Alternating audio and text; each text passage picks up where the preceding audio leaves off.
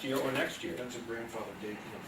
When this policy was adopted on February 3rd, 2004, that line is to accommodate students from out of district who were playing at the time who would then not be eligible under this new policy, and that line is in there to allow those students back in 2004 to finish that season. Okay, so I won't make any more addressing to where I had two notes, because we're going to work on it now, and I appreciate that. Okay. That's what I was hoping for. Okay. Let's have a working discussion. So I suspend, I'd like to see a little bit more leniency from the chairman, because I'm being interrupted. Well, You're asking questions for him, I'm being told I can't answer.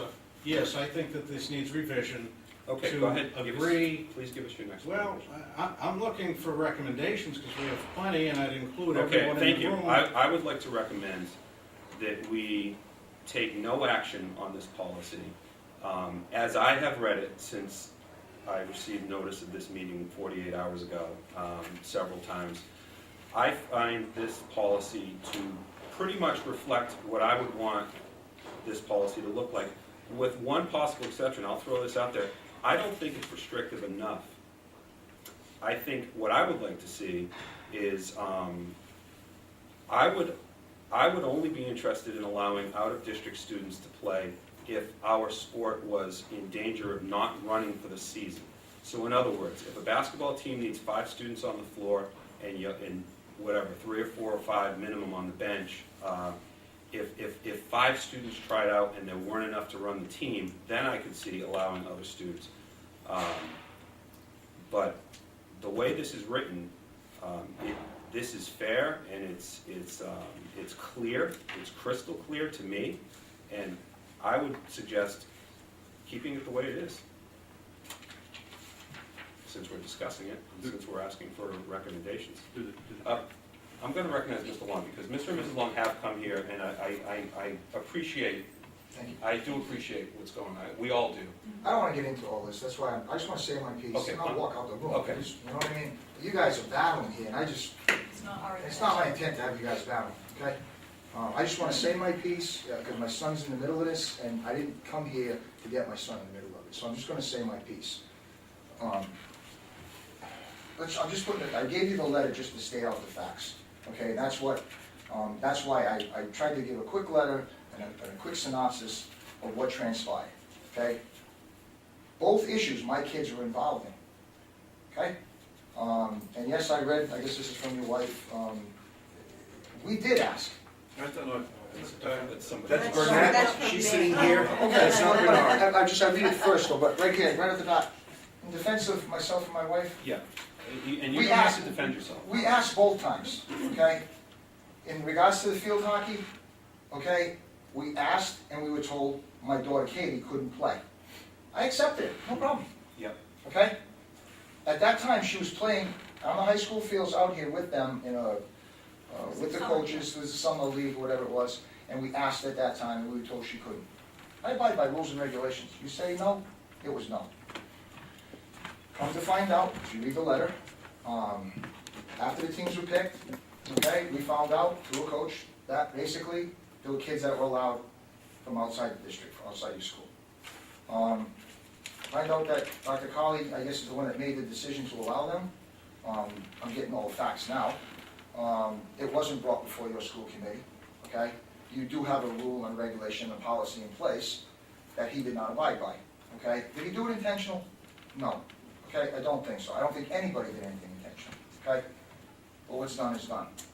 So secondly, now we get to the basketball issue, that what I'm here for tonight. My son does play on the CYO, plays on all the different leagues, okay? I've been in this town since I was 14 years old. I'm 51 years old. I abide by rules and regulations. I was a selectman in this town. I made policies. I adjusted policies in this town. I sat right where you people sit right now, okay? The situation with basketball, we did ask.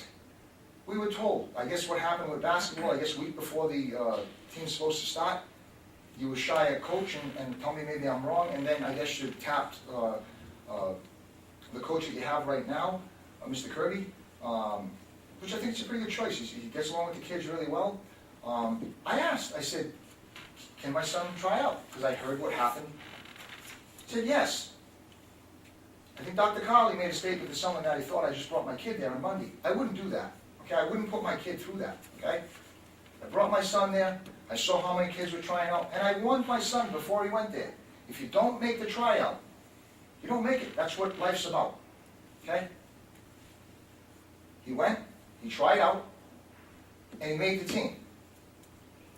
Before that tryout started, the assistant coach went upstairs and asked the vice principal of the school, is it okay for Mackenzie Long to try out with the middle school downstairs? He was told yes. Okay? So not only Dr. Carley made a mistake, there was another mistake made. Okay? My son tried out. As a child, he did what he was appropriate. He followed the rules and regulations. We as parents followed the rules and regulations. I didn't supersede anything. I didn't try to cut somebody out of it. I was told that we could participate. I'm a town resident. I pay taxes. I get kids going up to my son saying, my dad pays taxes. My son looks at me and says, my dad pays taxes. Now they're getting the kids involved in this. Okay? What I did was I made a phone call. Tuesday, I get a call 20 minutes before I'm bringing him to the second practice by Miss Costa saying, your son can't play. I'm going to pick him up now to make the second tryout. I don't know what to do. I call my office. I get Michael's phone number. I call Michael. I said, what should I do? It's exactly what transpired. I called him. He says, Jim, if it was me, I'd just bring him to the practice. He's probably not going to be able to play. Sit on the bench. So that's what I walked in. You had your principal and your vice principal standing there, like two security agents, telling me, you can't play. I said, excuse me, I just made a phone call from when you called me. I called the school committee member just to get a ruling, and there's 5 years, because that's basically what it's made. He's one of many, and he's not going to make a decision.